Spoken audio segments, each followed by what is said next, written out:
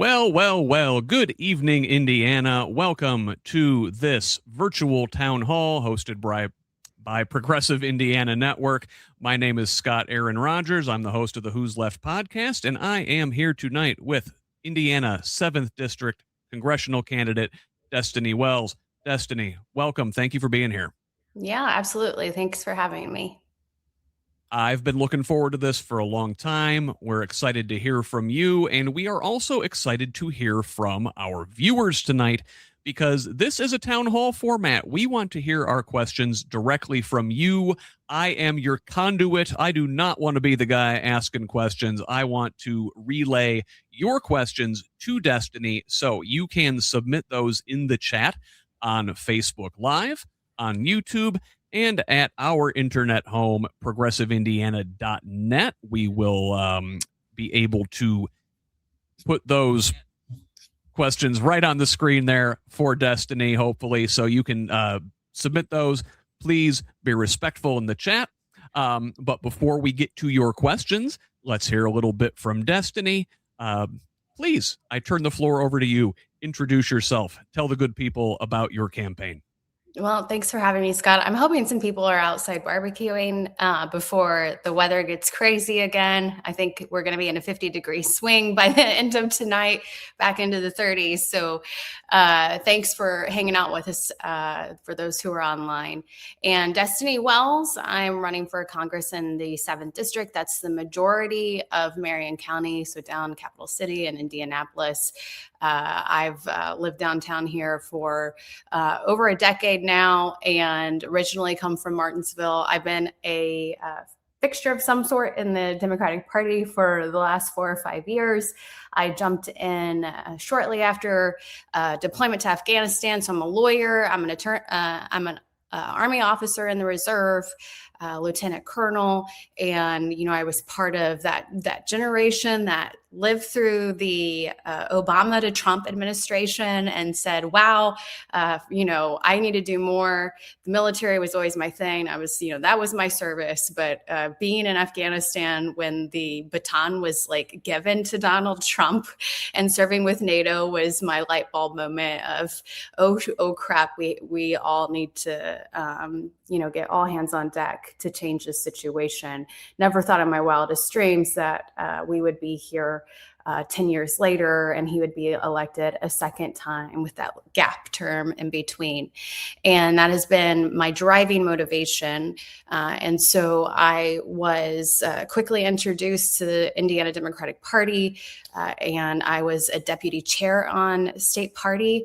And so I have this unique way that I permeated the very guarded bubble, right, of party politics.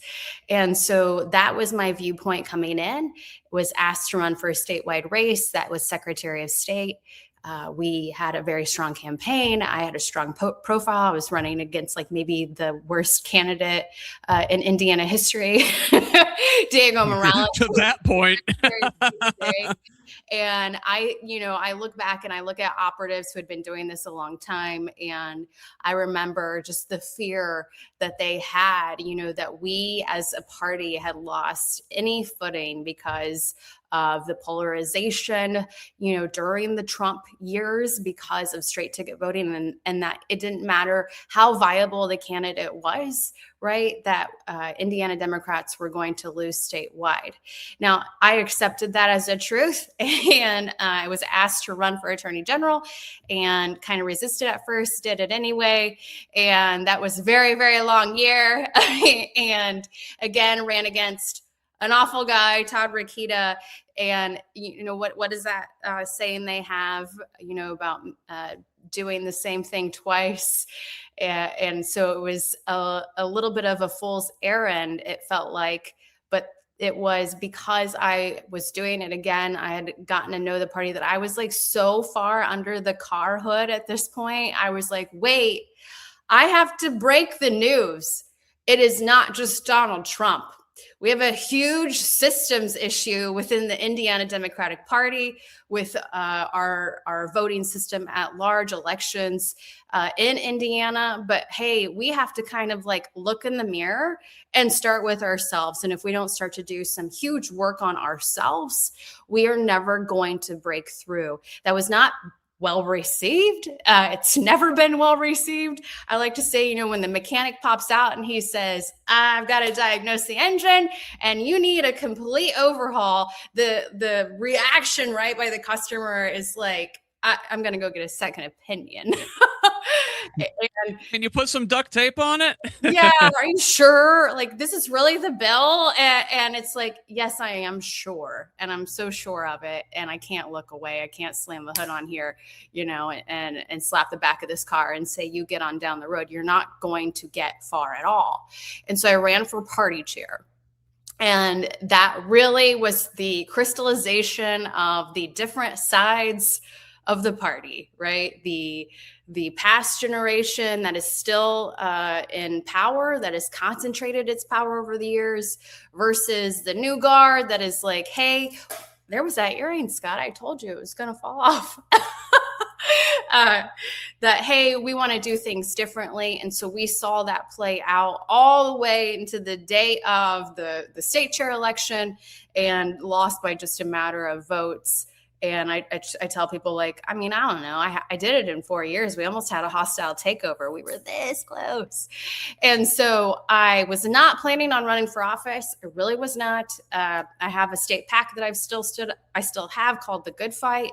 I like dropping checks on candidates. It's a great feeling to give resources to others. It's something we can do much better but I'll tell you, there were a handful of things, we can talk about them later, that I said 12 hours before the filing deadline to my husband at my birthday dinner on Thursday night. I think we need to do this. And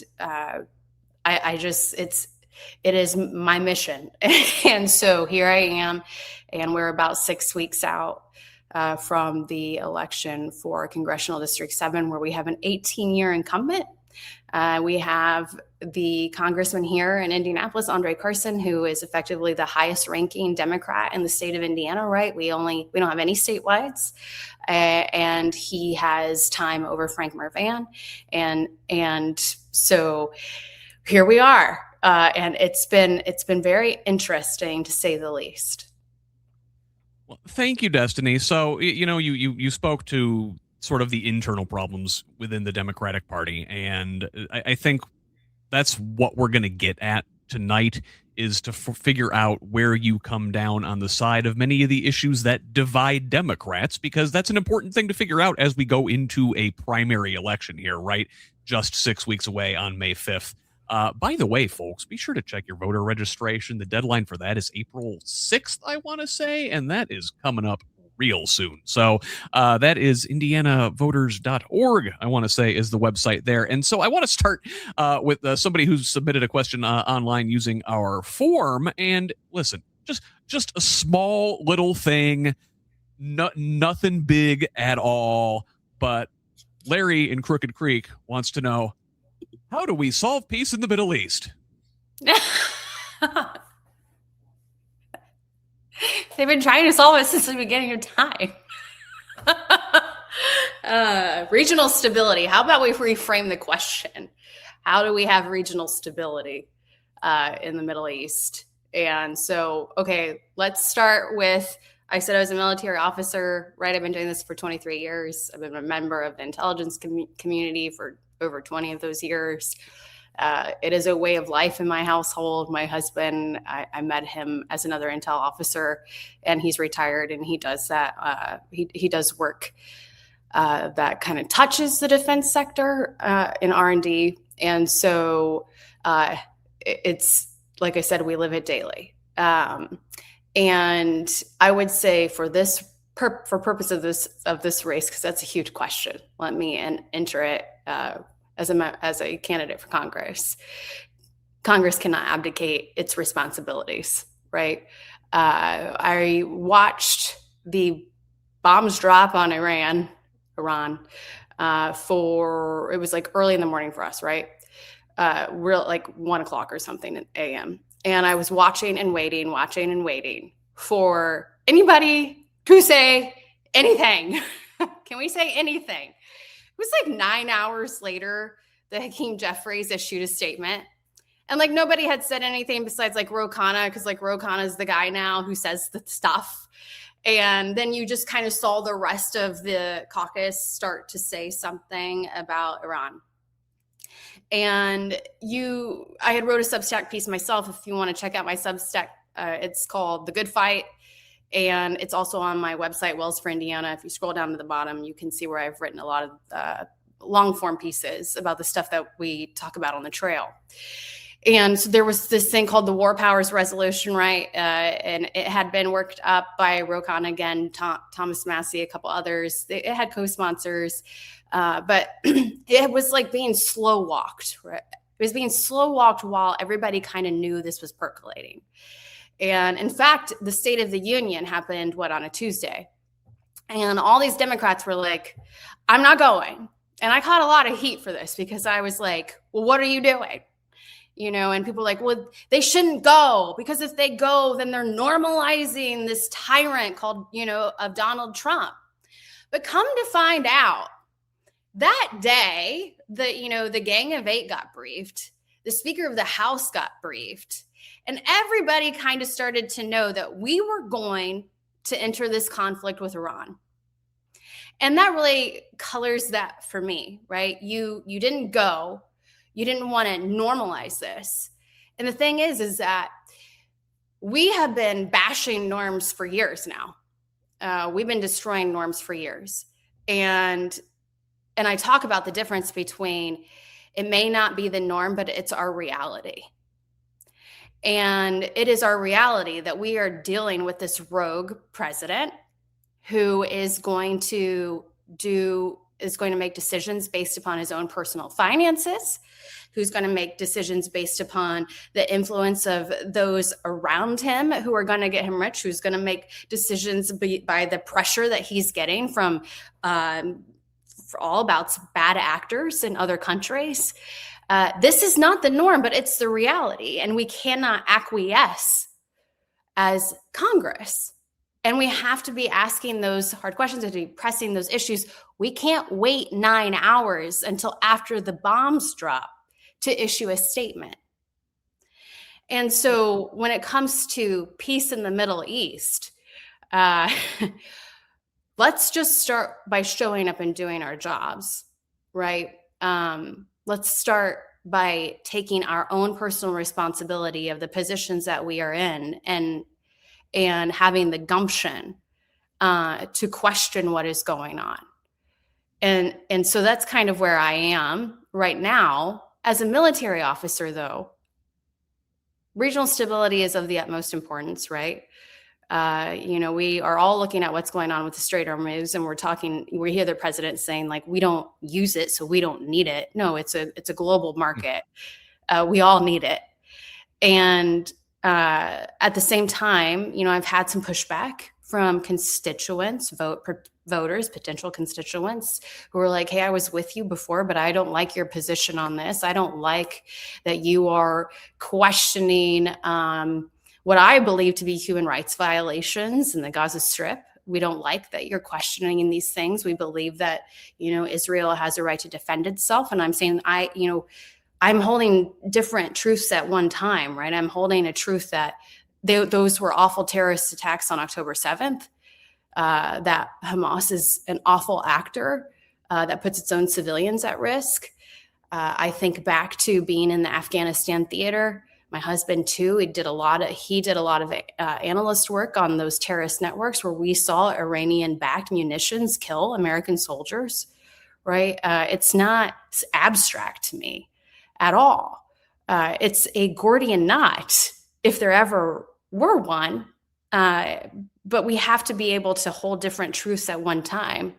And so when I say I have problems with the corporate PAC money that a congressman takes from a defense contractor, and then the munitions that we sell to foreign entities, I want you to know I'm not just criticizing the foreign entity, who I believe is committing at this point human rights violations because they have not adhered to the rules of war. I'm not just a participant in that. I'm a student and an instructor of that. I'm also criticizing the United States. Hear me when I say it's the United States right now who is messing up, and you, and this person, and this entity. It's a confluence of bad decisions.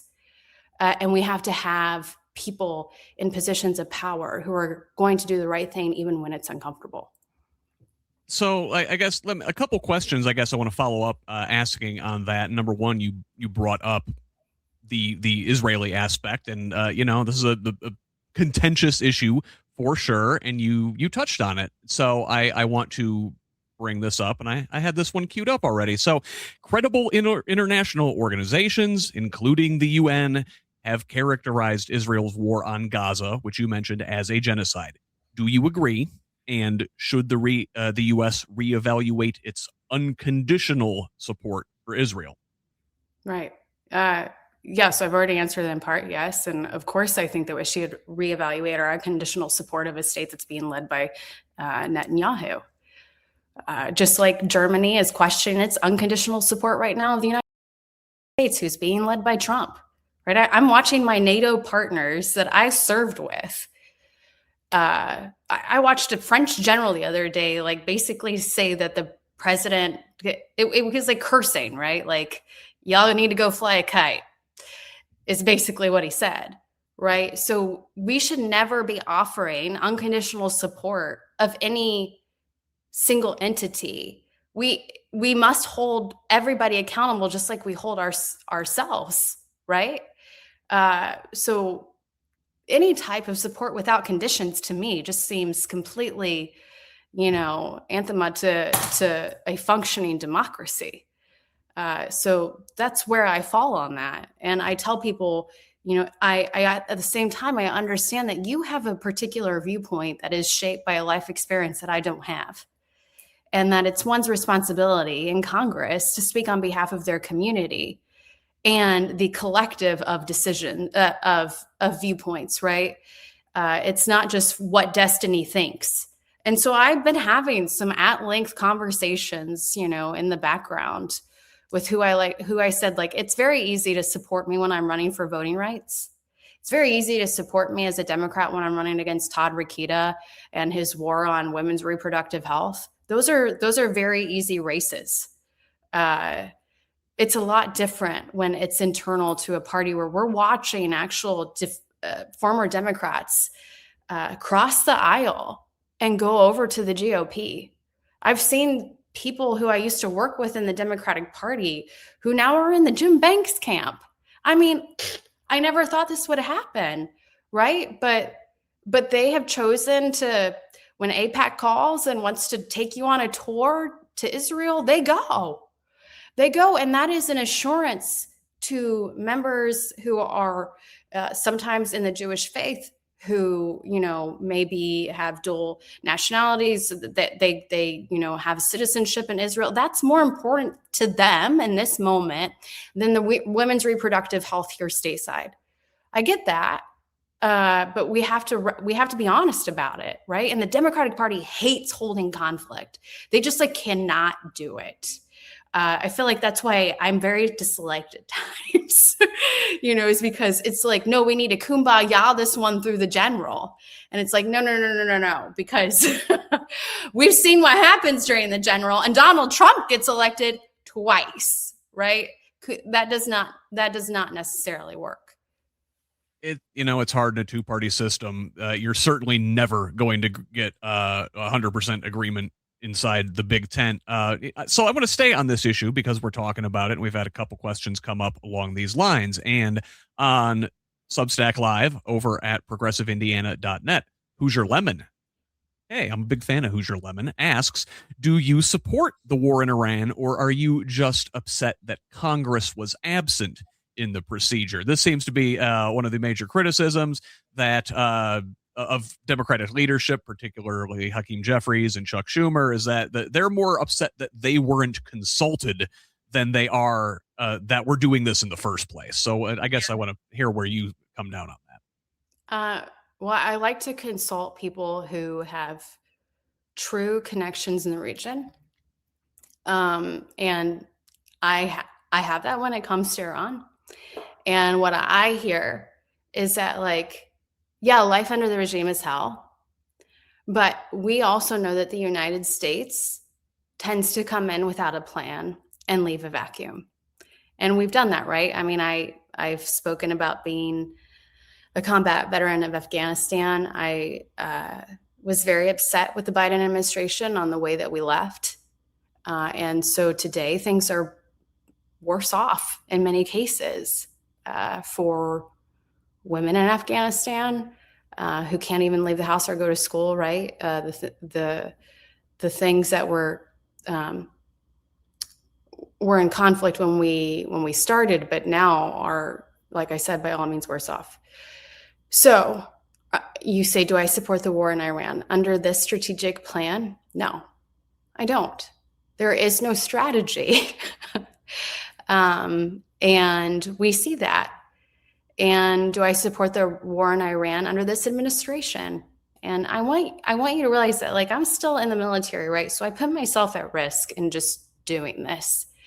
But under Secretary Hegseth, absolutely not. Absolutely not. In the first term of Donald Trump, we still had the guardrails of the General Mattis, General Kelly, and an assortment, right, of different senior officers who were kind of holding back those bad calls, right? They, like I said, they were the guardrails. That was always going to be the issue with Trump 2.0, was that there weren't going to be those guardrails in place anymore. It was just going to be it was going to be a lot of sycophants. It was going to be a lot of officers who knew that they were going to have to do certain things to get their stars, right? And so by no means under a Trump administration, unless there was a credible threat, and we absolutely needed to do this, do I support the war in Iran right now? Thank you. And I'm sad to say that. I mean, I'm really sad to say that, right? I'm a member of the military. I'm sad to say that I don't have confidence in our warfighter right now to be taking on these efforts. So let me ask, and I will sort of, diverge and sort of insert myself into this conversation. We do want to hear from the folks in the chat. Please submit your questions. It's your show, Facebook dude. Live, on YouTube, and I'm Substack. Your show. What I do, what I want to ask then, I guess, let's pretend that we're in a Kamala Harris administration right now, and she decided, under what circumstances would you have supported military action on Iran? Right. It's easy to say, well, there's no strategy and Trump is bad and Hegseth is bad, but am I doing Kamala who ran for president, or Kamala now who's thinking about running for president again? You take your pick. Yeah. Have you noticed the pivot in her messaging now that she's not inherited a Biden ticket, right? She's been a little bit more, she's been more restrained in that way.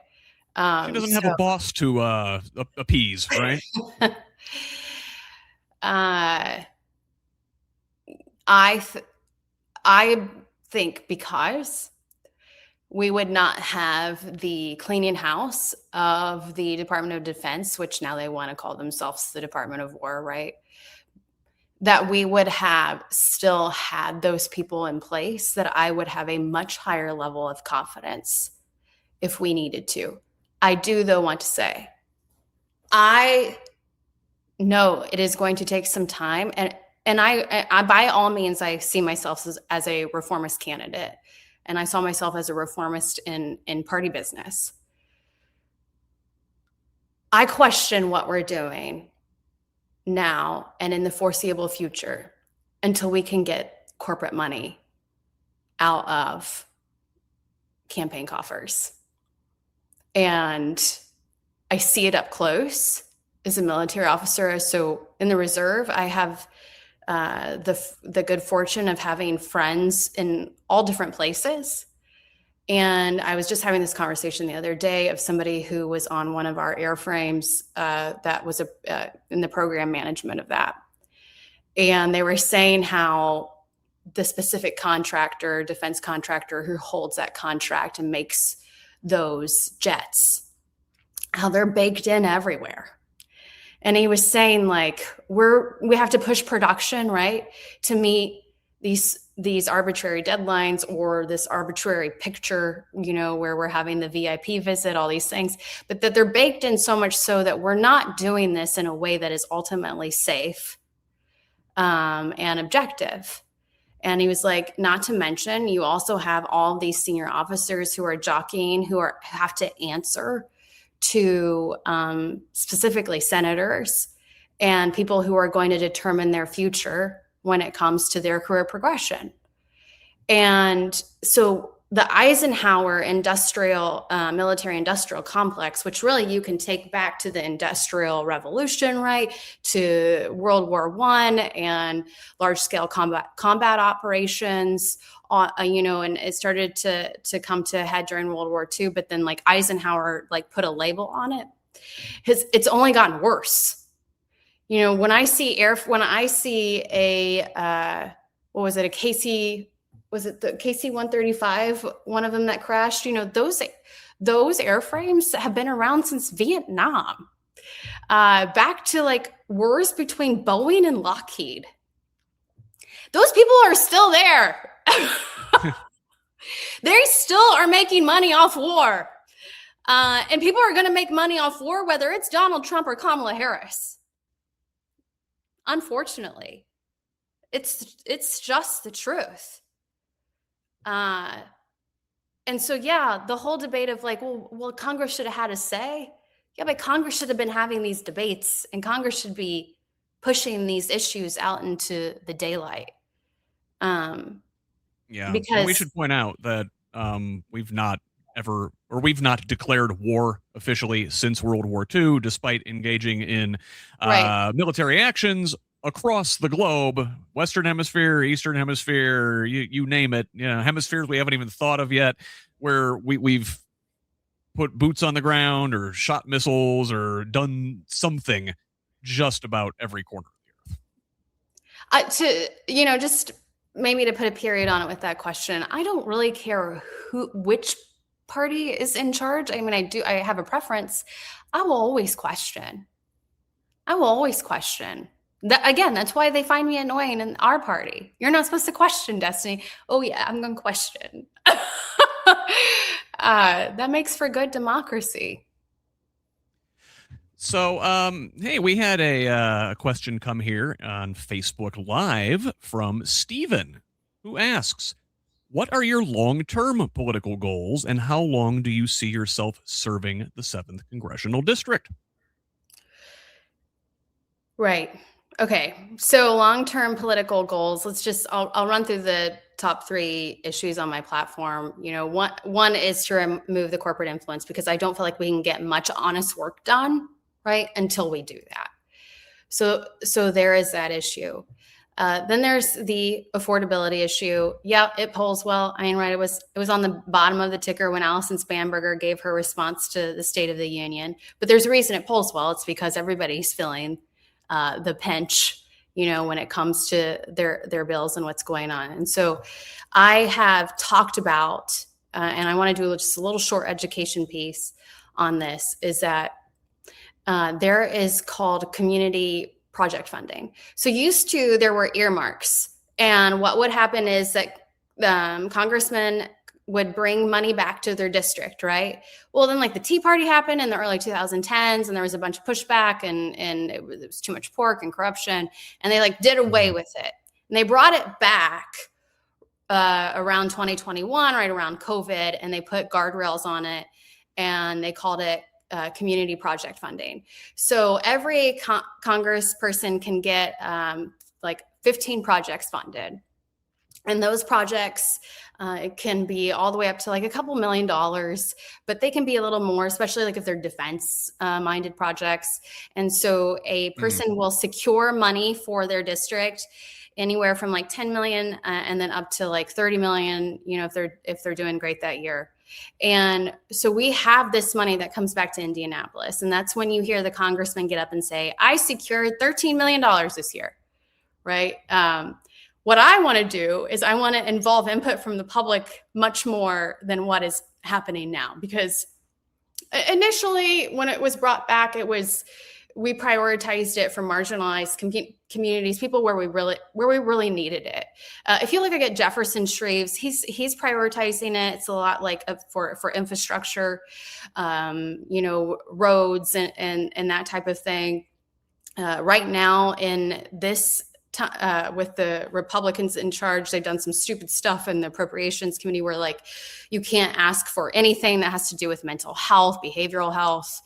And but if you look at the 7th, just this past year, and I talk about this again, ad nauseum about corporate influence, you'll see that the top getter for a project this year was actually the Indy Airport Authority, which is already kind of a boondoggle.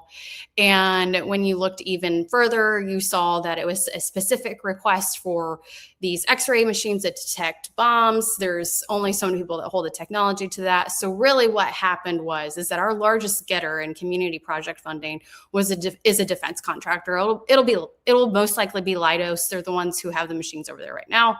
And so it's like, wait, what? We're supposed to be prioritizing this money for those who are in need, not those who are already in the room, right? And so those are the things that I want to be doing as I serve the 7th. I want to be reshifting our priorities so that we are lifting up those who need the federal funds versus those who know how to work the system and know how to write a $10,000 PAC check right when you put in your request.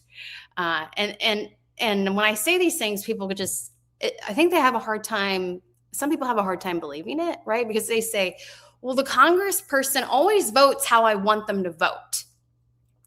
Okay, that is like the bare minimum. That is, we are a blue district. Only 10% of congressional races in the country are even competitive. We are not that. We are in the 90%, okay? But unless there is some like act of God, something so random, whoever wins this primary will be the congressperson that's voted in November. So we should be like so loud and proud in Indy. We should be doing everything we can. And so that's what I want to be doing when I serve the 7th. I want to be reprioritizing those requests. I want to be involving the public in those requests. And also, there is going to be a whole new age come next year during our municipal elections of what the new mayor in Indianapolis looks like, right? There is going to be all this new potential for collaboration with the city that has really, when I've seen it, it's gotten stagnant. You tell me that you hate the mayor of Indianapolis, but you love the congressman. And I will tell you that there is not much daylight between the two. And so we have an opportunity to reframe those relationships here in the coming years in Indianapolis. And so that's a long-term political goal, right? Is to shift the culture of Indiana Democratic electeds into a more collaborative relationship than what we have had. That has been built, Scott, you will like this, that has been built now for decades because of the culture that we saw coming out of maybe the Democratic leadership of the 90s. Yeah, 100%. And, to sort of go off of what Stephen asked there, he asked how long you see yourself serving in the district. And there's a couple branch off points here that I want to tackle that I had sort of queued up questions for. And you talk about supporting term limits on your website. And I'm unusual in that I don't, because I think that the term limits and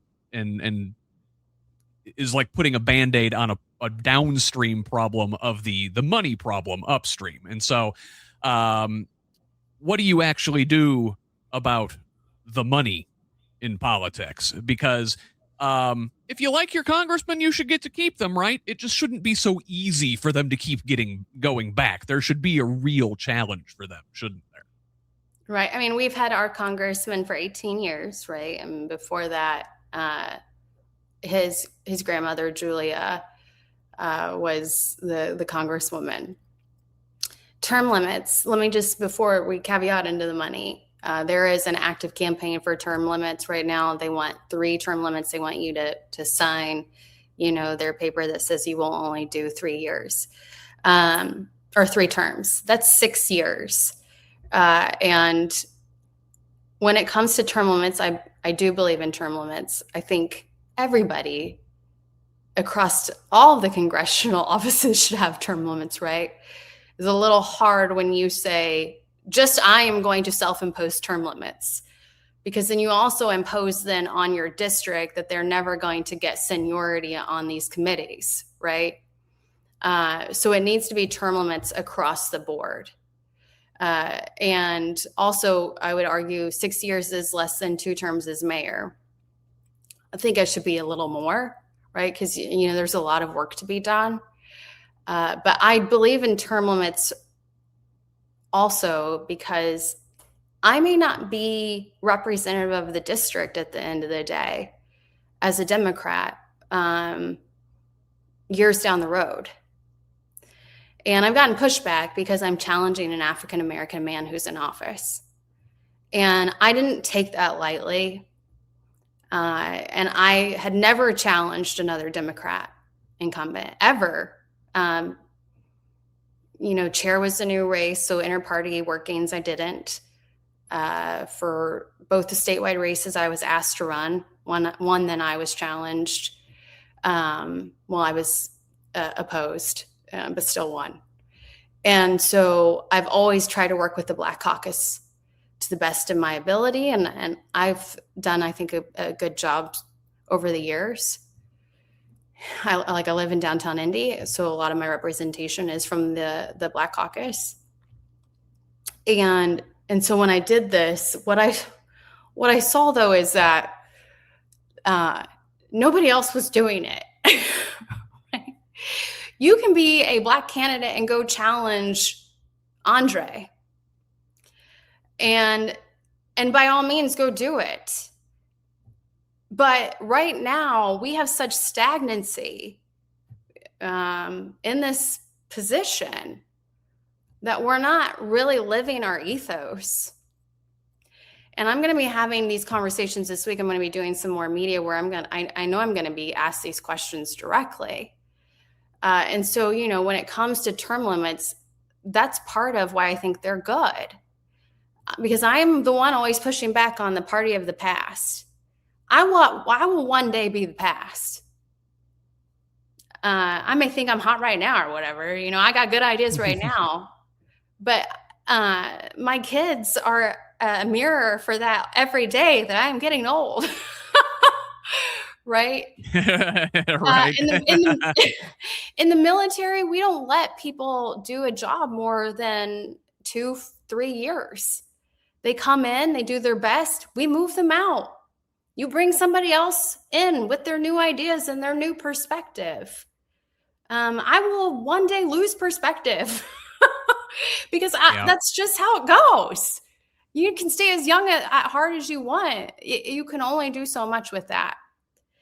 And then so also with the money, the longer you stay, the more you become, the more beholden to the money. A hard one to thread is labor. And we see it right now in our utilities and the grab by BlackRock, a private equity, right? One of the largest, asset managers in the world, scoops up our utilities that are owned by AES because they see that there's going to be a profit margin on the horizon, right? Because of all these data centers and the need for electricity. And so who likes those?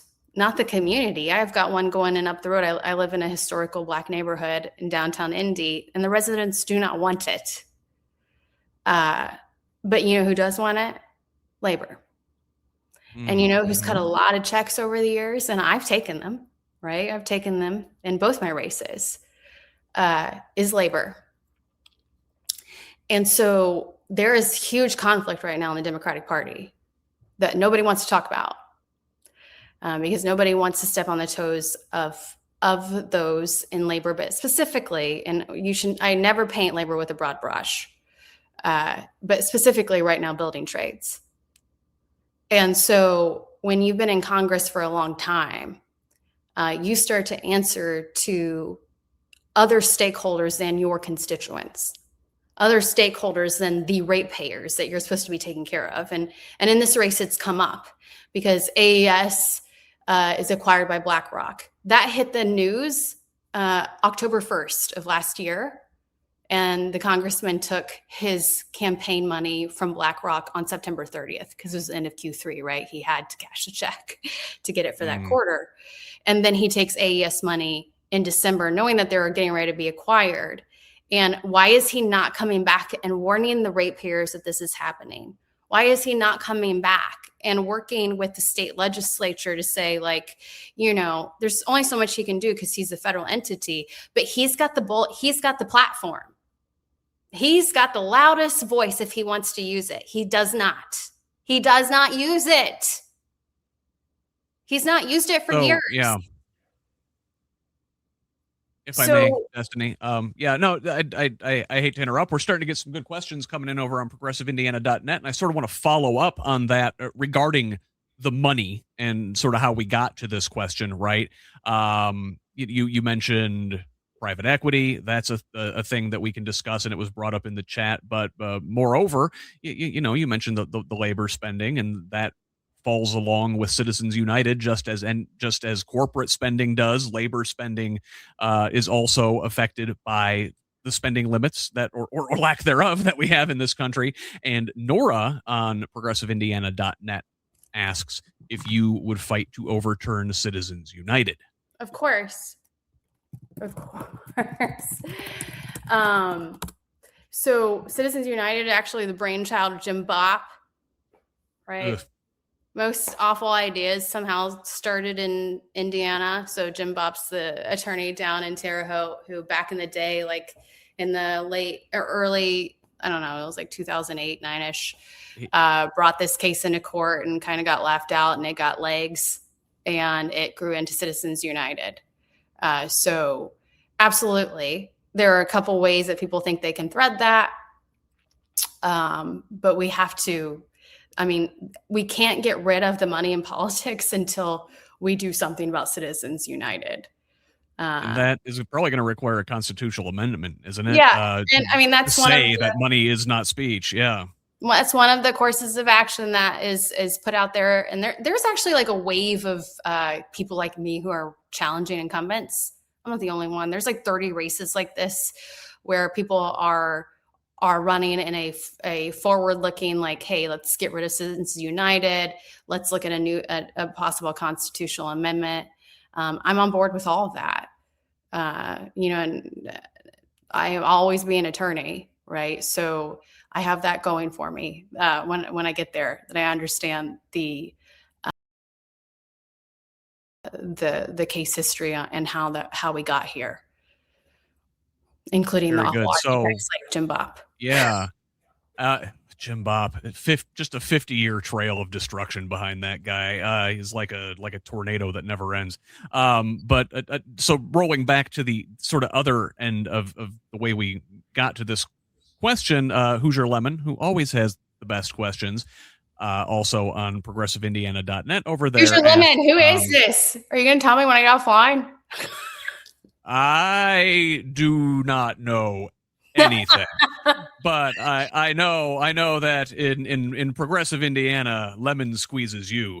So we talked about private equity vis-a-vis BlackRock buying up utilities. Well, they're also buying up residential homes. And Lemon asks if you would support banning private equity from buying residential homes.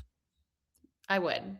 I'm kind of on the Bernie train with the private equity stuff. I mean, these are just rich people getting richer, right? And it's not just homes. It's also like, I don't know. There's this group called Apollo Management. We've heard of these. Yes. Another asset manager. A certain group of files that have been in the news lately. Well, I don't feel like that gets very great traction because people they're like, oh, it's too complicated. But I would say like also there's the Gaza Board of Peace and the Board of Peace where maybe somebody named Mark talks about building condominiums on, the ashes of dead kids in the Gaza Strip. But anyway, what I was going to say is that they just don't buy up homes. They're also buying up, medical offices. Right. We haven't seen to my knowledge, I've researched it. I haven't seen like a large hospital acquisition here in Indiana. They have been in other states, but we see like orthopedic surgery care and those types where they're bought up. They're basically like, bloodletted, like they destroy these entities and then they push people back out to other offices, and we're causing this huge problem by these private equity companies, managers, asset managers, portfolios who are buying up these because they see that there's a profit margin to be made in destroying it. And it's really gross when you start to look at the medical industry because people are literally dying, right, to increase their margins. Like when you look at the outcomes of when one of them comes in and they buy a hospital or medical office, the treatment declines, the death rate increases, and so by all means, I'm for regulating them all around, not just in their purchase of the homes that we have in this district. Yeah, very good. Well, and you mentioned sort of the medical aspect of this, and Lemon said that they've been buying up dental practices in the chat over at Progressive Indiana Network. Nora says they're buying up vet clinics and pet care has become kind of unaffordable. It's crazy. She says veteran suicide rates have skyrocketed because of this. It is insane. They're buying up everything. But you mentioned the medical industry, right? Which is a term in and of itself that just kind of feels dystopian. And on your website, you talk about your support for universal health care, which sounds great. I think everybody's in favor of everybody being covered, but really, how do we get there is the question. And so I've had this one queued up that I wanted to ask. And so what do you mean by universal health care? Do you mean more expanded ACA subsidies? Do you mean a public health insurance option, which was on the table in the ACA debate back in 2009? I remember a certain Democratic Indiana senator had a hand in killing that. And or do you mean Medicare for all? And why do you think your specific suggestion is the best route to full coverage? Right. So people say universal health care. You're right. That could be a multitude of different options. And I would argue the one that's viable at the moment. So I come from a personal experience in that I have received government subsidized healthcare my entire adult life, but for the first couple of years. So because I am able-bodied and I was able to be a member of the military, I am able to purchase TRICARE Reserve Select. So for my family, I have about a $200-ish monthly payment. It's gone up substantially over the years, but that's all. And I have a ridiculously low deductible. And so when I had my son, I think he cost all of $180. And so that has been a lifesaver for us. It's given us the flexibility for my husband to be self-employed, right? Because I was still carrying the health insurance. It is not a friction point that we have in our daily lives. It's allowed me to do politics at sometimes when I'm not working, and instead doing politics 24/7. And I don't believe that you should have to have been an able-bodied American who decided to put your life on the line for country to be able to access this. To me, it is a human right. And so if that is in the form of subsidies, then so be it. Medicare for all, I think that scares a lot of people who may already have great health care. I think that's harder to push through. And so, Scott, I would be open to any of those options. I'm not going to pigeonhole myself on one. But ideally, what I think universal health care should look like is something that I've been able to experience, where it is very low cost to be able to access that right to be seen. Would you support the general public being able to buy into something like TRICARE? I mean, that's basically a public option. I mean, that'd be a creative form. I think that people's concerns would be valid of putting our livelihoods in the hands of a vendor. So I don't want to say that it's been all roses and daisies. It's not. I've spent hours of my life that I will never get back on the phone with TRICARE. And I think anybody is going to have to deal with that when it comes to a private insurance company. So I'm not going to get ahead of my skis, Scott, and say that I have some elaborate technical answer to your question. I just know that we have to do it differently. I've experienced differently. It's wonderful. And the rest of the public should be able to experience that too. Sure thing. So I guess one thing we could do in the short term to help people with the extreme costs of healthcare coverage is to do something about prescription drug prices. And Lemon asked on progressiveindiana.net if you would support legislation to negotiate prescription drug prices. Yeah. Lemon, man. Juice is worth the squeeze, Lemon. Yeah. And, I also want to bring something up here when it comes to corporate donations in regards to prescription drug prices. I want to be completely honest and say that I once took a donation from Lilly. I took $2,000 when I was running for Secretary of State. And Lilly had told me that they were advocates of their employees' voting rights. And I felt that it was in good faith at the time. Still kind of feel it was in good faith. I was running for Secretary of State. And so when I ran for Attorney General, I took no corporate PAC money. And then in this race, I've said we should just not take corporate PAC money ever. I, have evolved on that from the one Lilly check I took back in the day. But again, I think that's a good reason why we need to be removing the corporate PAC money, is because we do have a lot of the pharmaceutical industry in the pocket of those who are in Congress. Who's the guy, Scott? Mark Cuban. We just can't put it all on Mark Cuban's. We just can't put it all on Mark Cuban's shoulders. No, listen, there's certain things we can use Mark Cuban for. He's great at propping up the semi-pro football team we've got here in Bloomington now. But yes, putting our healthcare system on whatever his solution is. Listen, the rest of the industrialized world has figured this out. I don't know why we can't seem to do it. I mean, well, I think I do know why we seem. It's awful. I've watched my family members try to navigate the system just for the EpiPens for my family who's like deathly allergic to peanuts, right? Like these are children who need life-saving medication.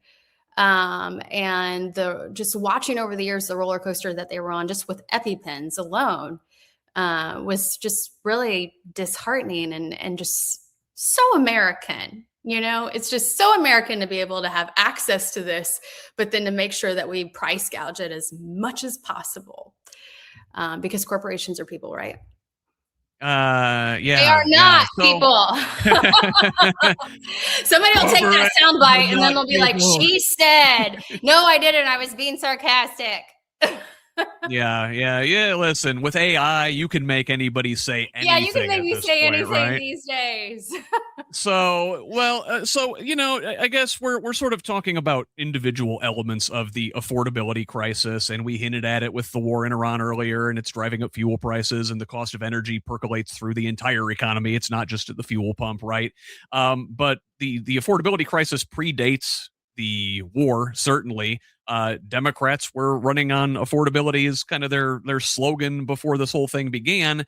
What do you see as the root cause of the affordability crisis, and what is the fix?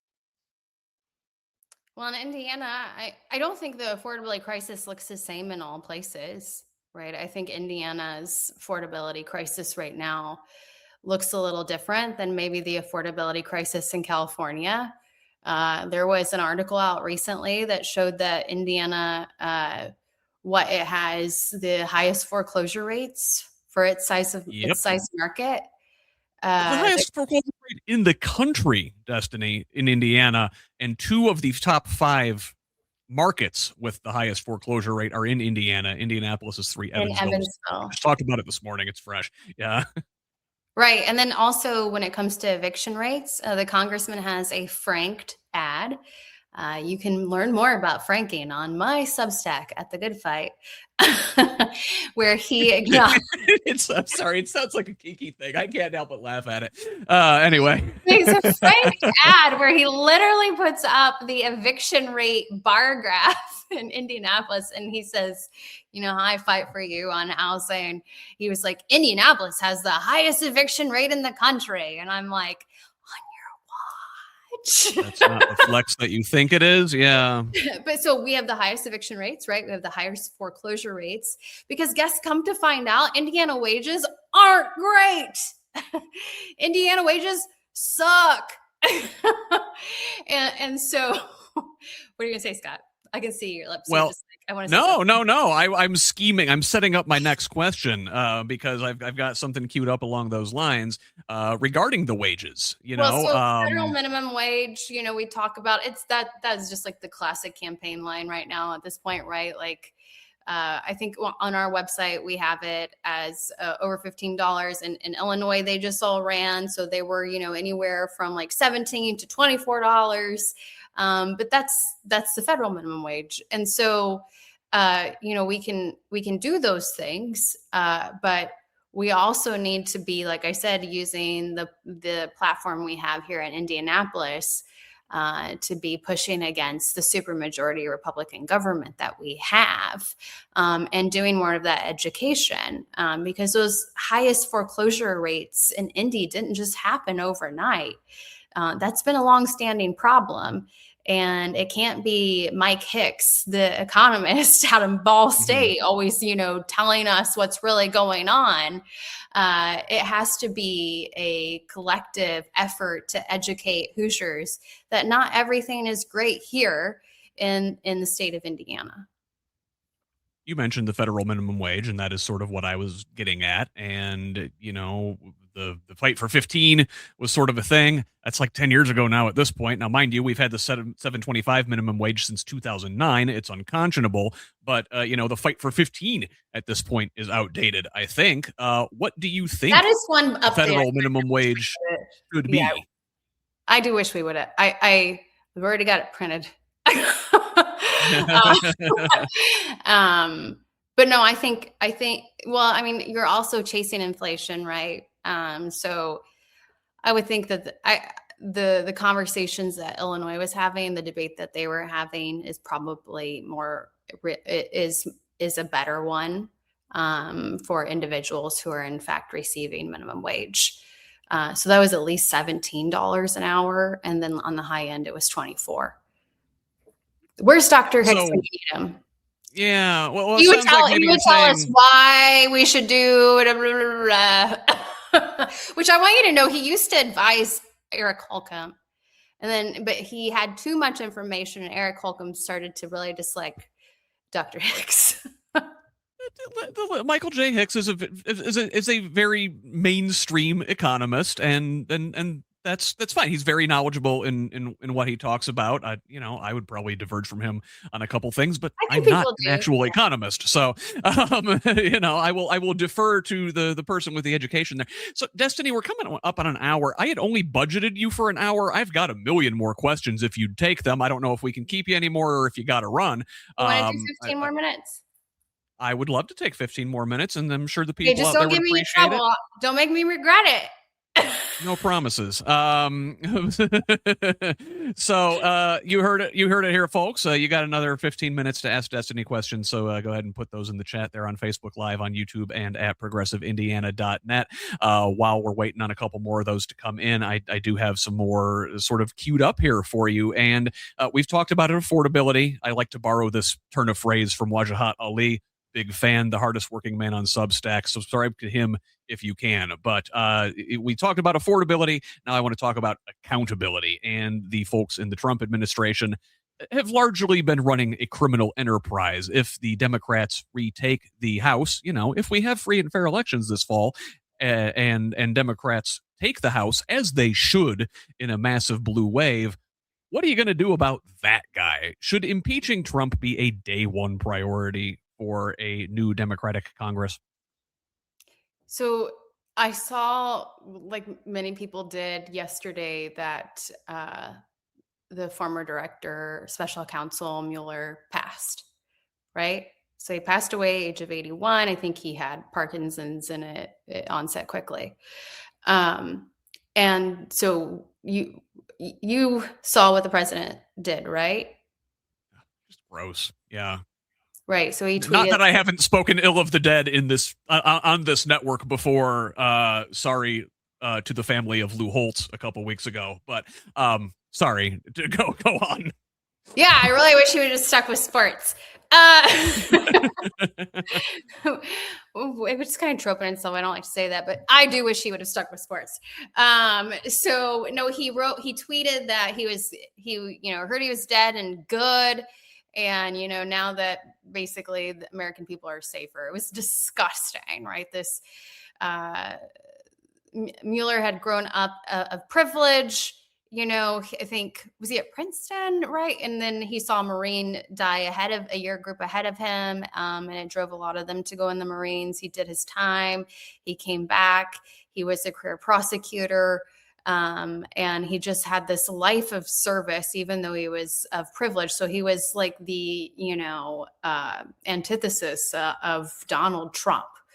And I bring this up because, when he put out his findings as special prosecutor, he left everybody wanting more, right? He didn't draw the legal conclusions that would have been required to take further action against Donald Trump.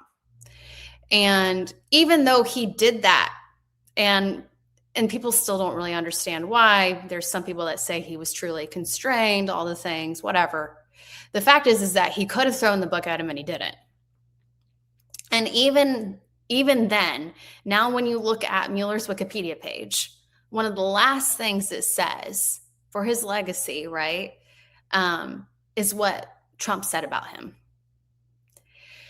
And so I can understand why there would be hesitancy by the public to want to go down that road again of articles of impeachment with the president. I understand. But there is nothing to be gained by negotiating with this man. There's nothing to be gained. Just like illustrated yesterday when he desecrated the memory of this lifelong public servant who did not throw the book at him when he could have. You cannot negotiate with a narcissistic authoritarian, right? You cannot hold back when a demagogue is the president. And so, no, I'm of the mind that we need to do the most we can. Nobody ever thought that he'd be voted a second term after Biden beat him in 2020. Here we are. Nobody ever is going to these people, it's just not Mueller. It was Merrick Garland. I can't believe he's doing this. Even Biden, right? Like, I can't believe he's doing this. How many more times do we have to say, I can't believe he's doing this? So when it comes to him not supposed to be taking a third term as president, or it comes to him upholding elections and that process on his watch as POTUS, and he doesn't, are we really going to say, I can't believe he's doing this? So we have to do everything we can right now, because he will do it. And that's where I come from in that regard. What about you, Scott? Pick your impeachable offense, right? I mean, listen, you're an attorney. I'm sure you could find countless different crimes on which to bring this guy up against, or bring him up for, and prosecute him. I don't know if what we chose in 2019 was the strongest case with the Ukraine thing. Again, it was an impeachable offense. January 6th should have been a slam dunk. We shouldn't even be in this situation now, but yet here we are. So I guess at every opportunity we need to be taking to fight this guy. So I guess we have some more questions coming in over on progressiveindiana.net, and Lemon asks again, if you would, no, not that one, this one, if you would support banning members of Congress from purchasing individual stocks. I'm on board with AOC on this one. No, I've already divested mine, so just even campaigning. And so, no, I'm totally for this. We have no idea what information they are privy to in committee. What I love Quiver. What is it? For people who don't know, what's is Quiver something website? QUIVVER. Boy, now I'm going to have to look something it up. Like there is just like a congressional stock trading site. Yes, it is a website where you can look at all the insider trading. You can also look at your congressperson and look at, their corporate donations, their proposed legislation, their financial disclosures. I really love the website. That quiverquant.com. It's Quiver Quantitative. Yeah. Yes, that's the I'd one. highly recommend I just put that it in the chat for folks. Yeah. And once you play around on it, you will be utterly disgusted. I understand Jefferson Shreve's net worth has increased greatly since he's joined. He was already so rich. Yeah, right. Is he the second richest member now? I think he's second. I believe he was and still remains the second richest member of Congress. It's disgusting, and the fact that he allegedly engages in insider trading commercial flights. And he gets his hair cut at Great Clips too. So he lives in his parents' house. That's just being mean. We're just being mean now. But but seriously, yes. So I want to turn back to a more serious issue, and so somehow in this year of 2026, we've gone through so many things, and we've got this war going on right now that we forget that armed masked federal agents were just murdering Americans a few short weeks ago. They'll be at the airport tomorrow. And they may very well be at the airport tomorrow. Yeah, to our airports tomorrow. Just FYI. Oh, is that for certain now? I knew he was threatening this last I checked. Homan confirmed it today on the Sunday shows. Oh, lovely, great. Well, don't be flying anytime soon. So we have to address the ICE issue now. Some Democrats, particularly the high up leadership, your Jeffries, your Schumers, they say ICE can be reformed. Things like body cameras, not letting them wear face covers, better training. Others say that the agency is just fundamentally broken and must be dismantled. So what do you think? Can ICE be reformed, or do we need to abolish ICE? How about this? DHS can be reformed. ICE needs abolished. Okay. I find DHS to be necessary as a matter of national security and all the responsibilities that it has under it. But I think ICE needs abolished. I think it's a stain on our history that we'll never be able to wash away. And I think that the sooner we abolish it, the sooner we start to rectify the wrongs that we have committed as a country over these last years, especially this last year. even if you look at it from a purely cynical branding standpoint, the ICE brand is shot. I don't think it. Oh shit! Sorry, bad word to use there, but it just their branding is completely tarnished from now going forward. I think another thing I wanted to make sure that I got you on the record about that is sort of divides Democrats, especially, is this concept of a wealth tax. Now, Senator Elizabeth Warren has long called for a wealth tax above a certain threshold. I think she's up to 6% now. California Governor Gavin Newsom, just a couple months ago, when asked about this, he says, "No, I want billionaires in our big tent." So, where do you stand on this issue? And maybe you can reconcile those two things. I stand with Senator Warren. That cut and dry. Yeah, I mean, I believe we should have a wealth tax. Our problem in this country right now is we're all focused. I don't want to like invoke Tellerico here, but we all are focused on the one wrong percent of society. Whether it's trans rights, whether it's Muslim population, we need to, like you said, start looking up at the 1% above us. That is the problem. And we need to redistribute. They have taken advantage of this system. They have taken advantage of years of loopholes in the tax code, and it's time that we make an intentional effort to at least try to redistribute some of that wealth, and that includes a wealth tax. All right. Very good. So, and I guess the one last thing I wanted to make sure I get out of you here tonight before I let you have a closing word is about student debt. This is another issue that divides Democrats. Joe Biden did a very good job of forgiving some. The criticism of that is that it doesn't really address the systemic issue. So, what do you do about the massive amount of student debt that folks are already carrying? And then going forward, how do you prevent this issue from reoccurring constantly? Do you support things like 0% interest student loans, or going further, free community college, or going further than that, free college in general, free trade school? How do we treat higher education in this country better than we have been doing? Yeah, I think we need to rehaul the entire profit scheming of higher education. So I didn't pay off my law school loans until last year. And it was a huge deal. It was also like my nest egg from deployment that I had been nursing, that I had bought some stocks and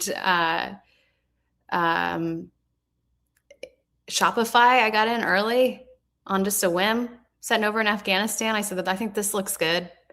And Shopify pretty much paid my college.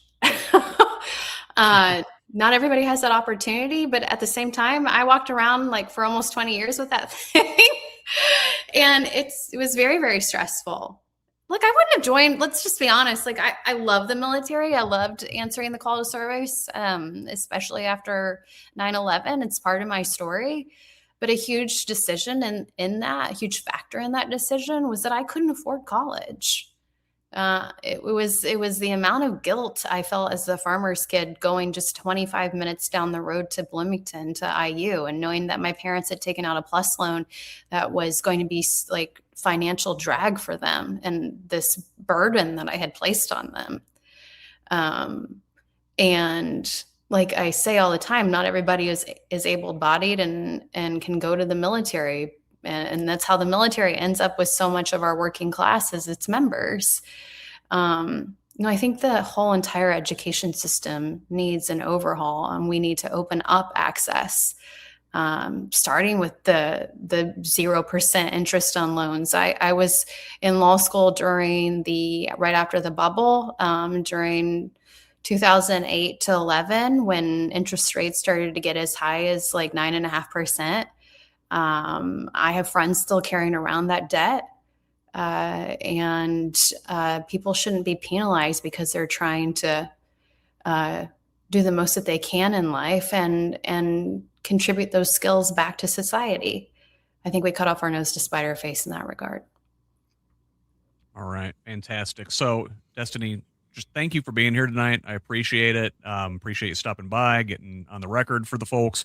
And I appreciate the extra time. So, why don't you take this last little bit to tell the folks about your campaign, how they can help you, how they can donate, how they can volunteer, time, talent, treasure, the usual jazz.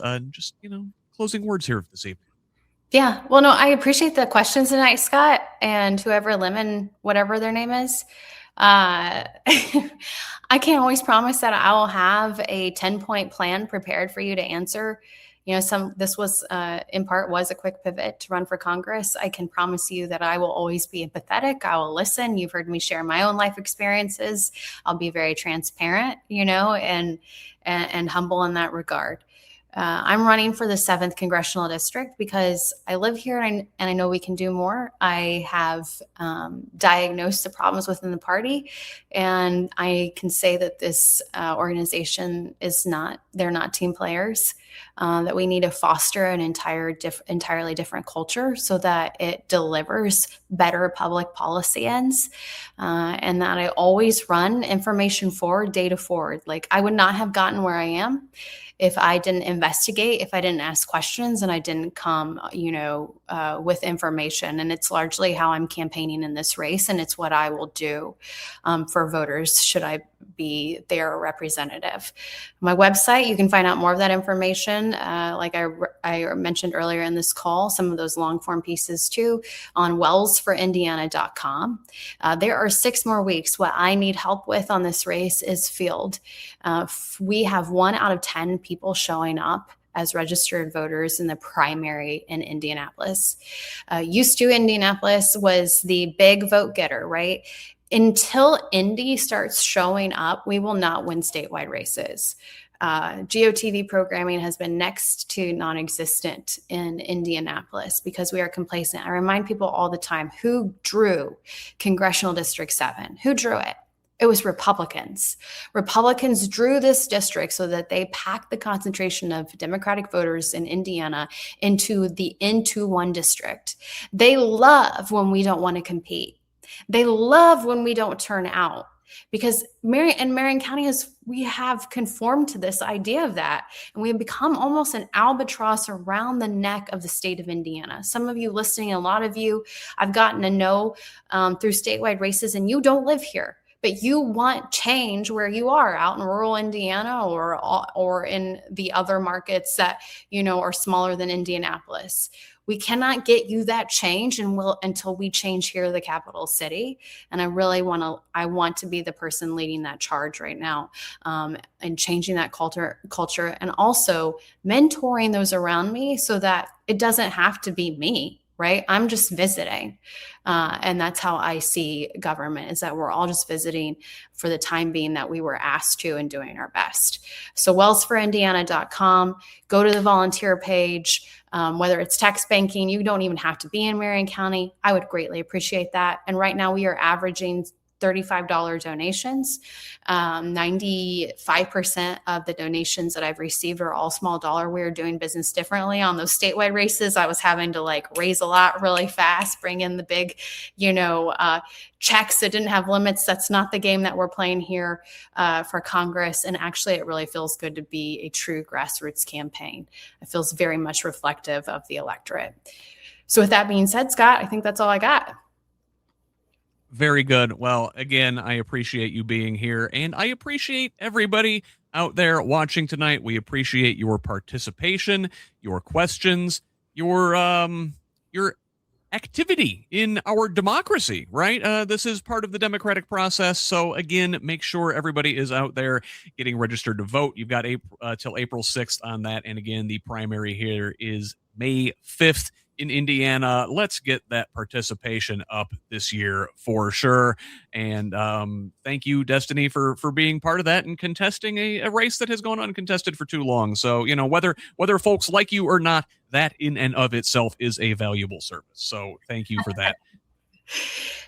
My girlfriend, Andrea Hunley, says, if they're talking, that means they're listening. And that's a good thing.